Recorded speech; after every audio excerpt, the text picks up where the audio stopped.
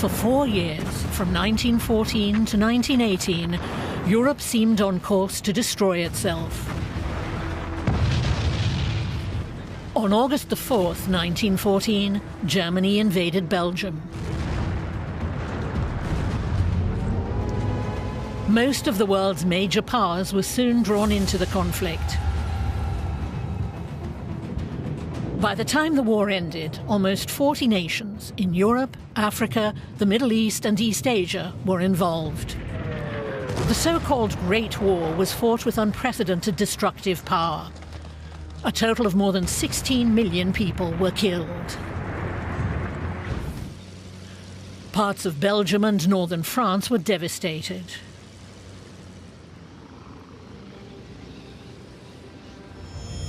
The Allied powers, including the British Empire, France, the United States, Belgium, Italy and Serbia, had defeated the Central Powers, the German Empire, Austria-Hungary and the Ottoman Empire.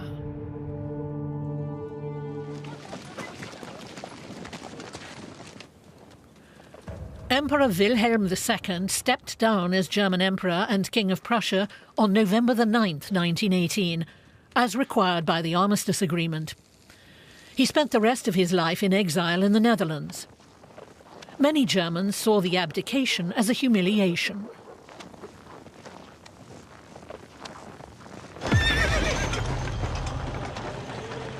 In Germany, troops were often welcomed home by large crowds. Many Germans didn't believe they had lost the war on the battlefield, but that they'd been stabbed in the back by politicians. Later, Adolf Hitler would use that claim to advance his own political agenda. On November the 9th, 1918, a German republic was declared by Philipp Scheidemann, a member of the new cabinet.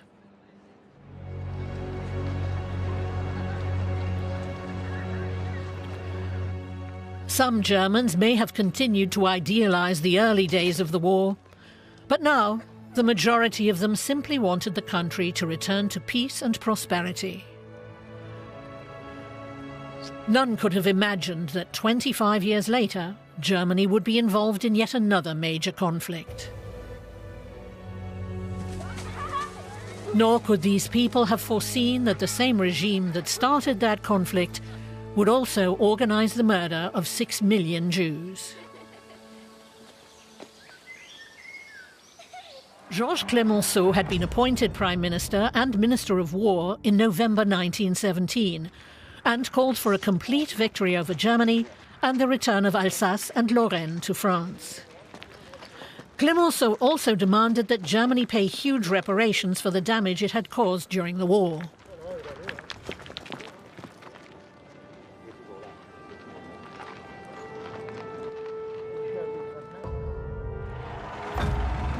The Paris Peace Conference was intended, in part, to conclude peace treaties with the defeated states, set up a schedule of reparations payments to be made by Germany, and draft international borders that accurately reflected ethnic boundaries.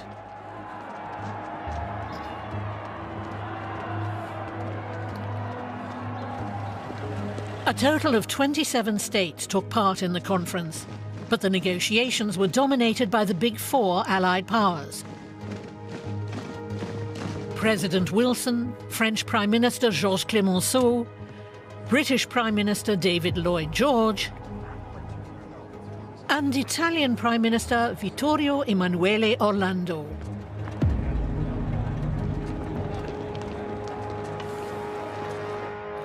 For the next several months, the participants negotiated the terms of peace treaties with the defeated powers. The German delegation was not allowed to take part in the discussions. They hoped that the final treaty would be based on Wilson's 14 points and would not involve any loss of territory.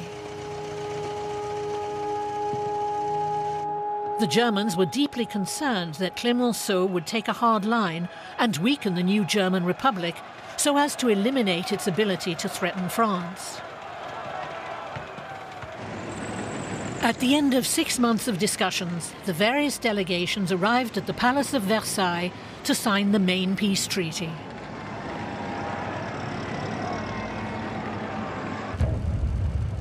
The ceremony took place on June the 28th, 1919. The Germans took their places at 3 in the afternoon. They had mere minutes to read and sign the treaty. The conditions opposed by the Allies were harsh. Germany's army was cut to 100,000 men. Tanks, submarines and military aircraft were banned. The size of the navy was sharply reduced. Germany was also ordered to hand over its former colonies and to pay reparations. The final amount was later set at 269 billion gold marks. On July the 14th, France's national holiday, people took to the streets to celebrate their country's victory in the war and the tough conditions imposed on Germany by the Treaty of Versailles.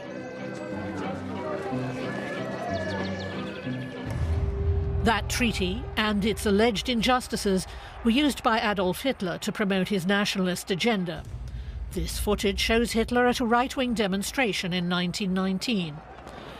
At that time, he was working as an informer for the German military. Many Germans considered the Versailles Treaty unfair, and Hitler's speeches played to their worst fears. Versailles was a disgrace. This dictated peace is plundering our people. It's outrageous. France, our mortal enemy, has its hands on our throats. Hitler drove home the point that many Germans were now living in poverty. Let the shame and hatred of 60 million Germans turn into a sea of flames.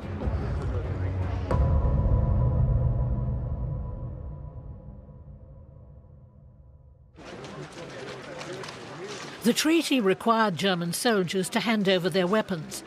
In return, they received financial compensation.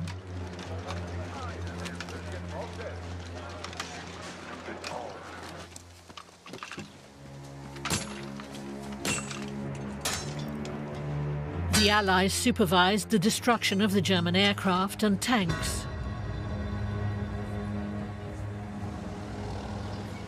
Many senior German officers felt humiliated by all this. The military began training what was left of its army into an elite force that would one day, perhaps, be able to take its revenge on France and Britain.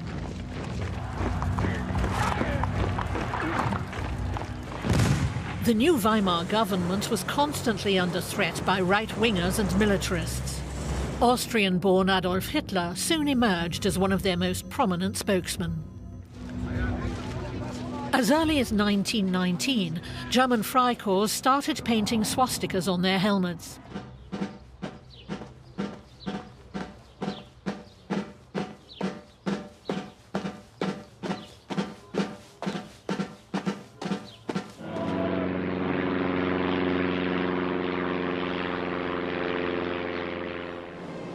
Hitler said that he was the strong man who could solve the economic crisis. At the head of a dynamic party that promised it would destroy Germany's internal enemies and rebuild the country around national unity. And Hitler campaigned in a fresh and original way. In his 1932 Hitler over Germany presidential election campaign, he traveled by aeroplane to 20 cities in 7 days.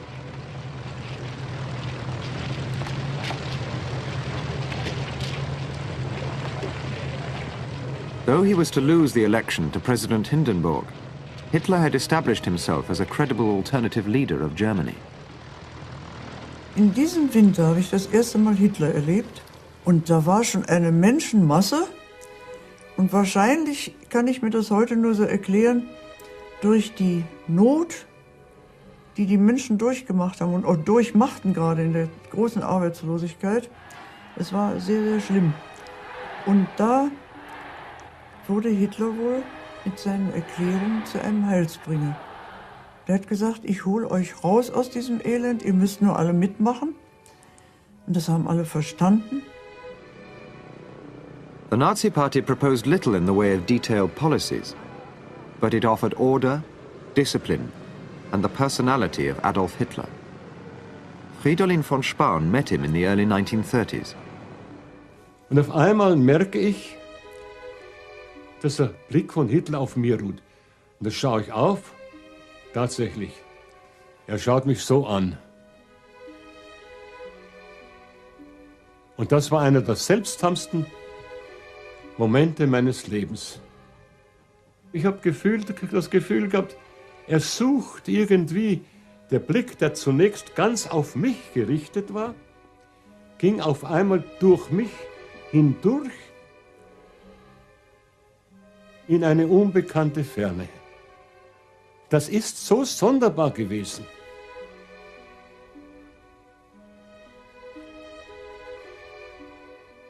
Und der lange Blick, den er mir geschenkt hat, hat mich vollkommen überzeugt, dass er ein Mann mit ehrlichen Absichten war. Ich kann nur eins sagen, ich bin glücklich, dass mir Hitler von seiner schönsten Seite begegnet ist. Jetzt hat es sicher auch dunkle Seiten gegeben, aber ich habe ihn von seiner wunderbaren Seite erlebt. Und das ist etwas, was mir kein Mensch nehmen kann.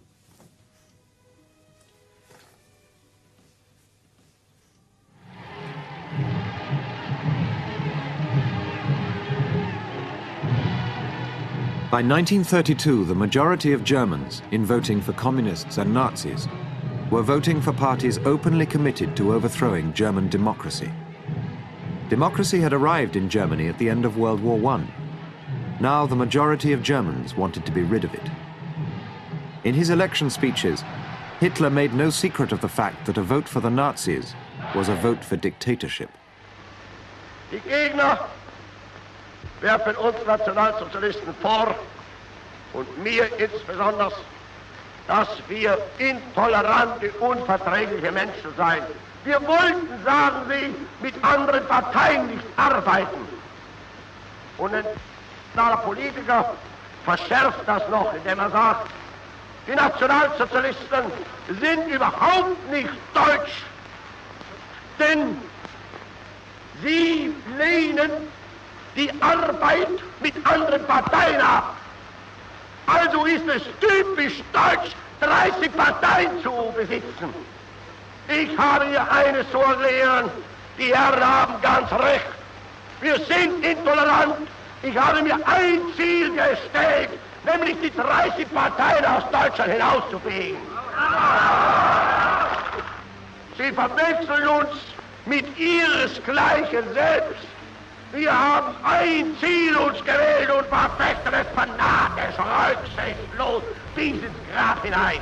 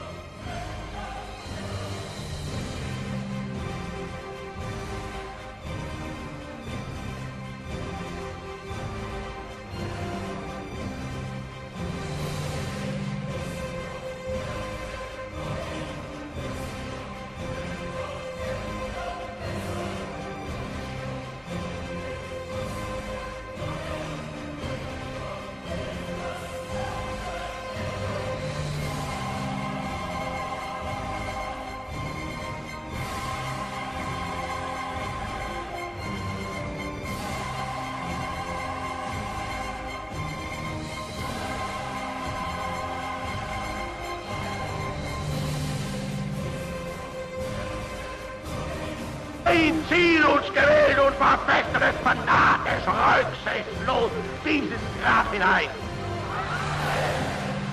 As a result of the elections of July 1932, the Nazis became the biggest party in Germany, with 37% of the vote. Und wenn die jüdischen Zeitungen heute glauben, auf versteckte Drohungen die nationalsozialistische Bewegung einschüchtern zu können, wenn sie heute glauben, unsere Notverordnungen umgehen zu dürfen, sie sollen sich hüten. Einmal wird unsere Geduld zu Ende sein und dann wird den Juden das freche Lügenmaul gestopft werden.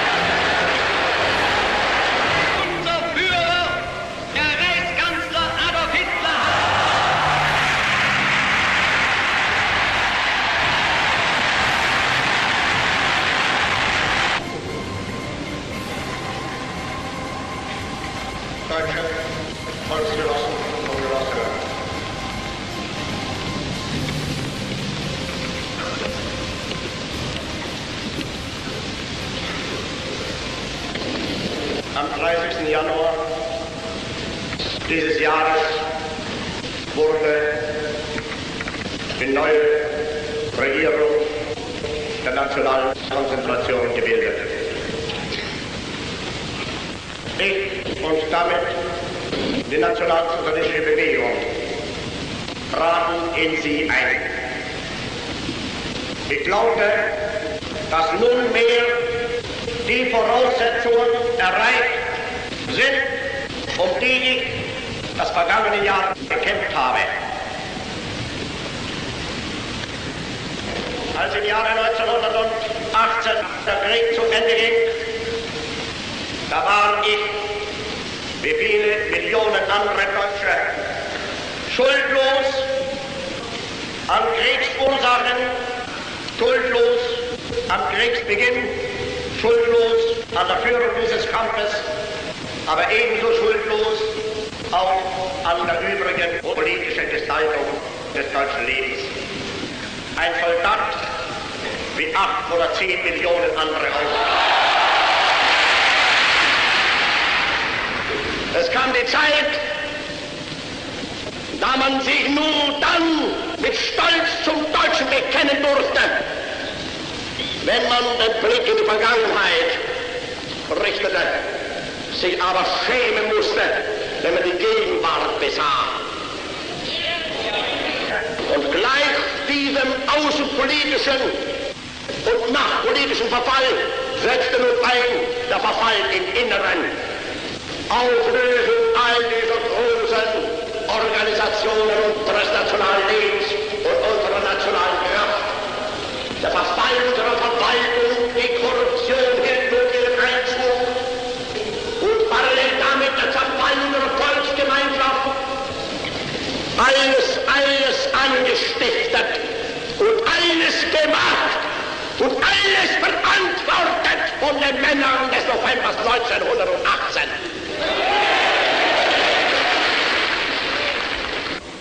Und nun sehen wir, wie Stand um Stand zusammenbricht. Der Mittelstand allmählich verzweifelt, Hunderttausende von Existenzen ausgelöscht werden, Jahr für Jahr Zehntausende von Konkurse, Hunderttausende von Zwangsversteigerungen stattfinden. Und die Arbeitslosenarmee beginnt nun zu wachsen. 1, 2, 3 Millionen, 4 Millionen, 5 Millionen, 6 Millionen, 7 Millionen. Heute mögen es 7 bis 8 Millionen tatsächlich sein. Wie lange noch? Deshalb, weil ich überzeugt bin, dass man nun, wenn man nicht zu spät kommen will, mit der Rettung einsetzen muss, habe ich mich bereit erklärt, am 30. Januar die unterdessen von 7 Mann zu 12 Millionen emporgewachsene Bewegung einzusetzen zur Rettung des deutschen Volkes undVaters.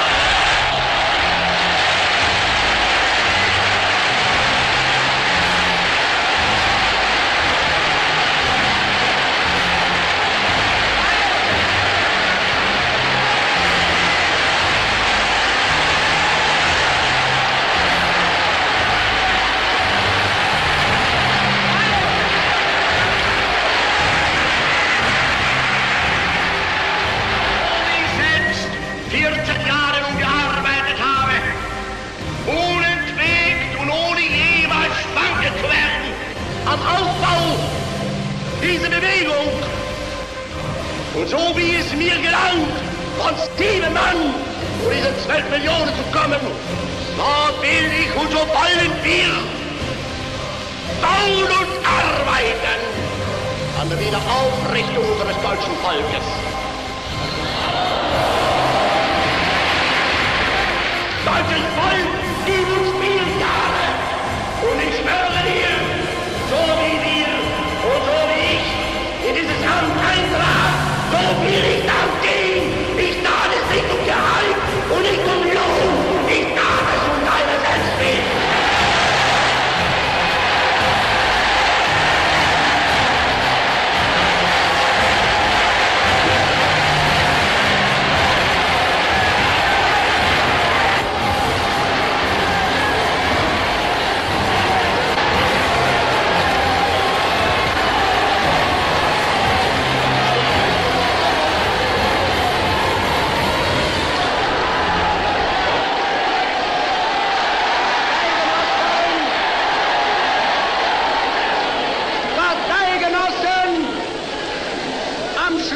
dieser gewaltigen Riesendemonstration erheben wir uns von den Plätzen.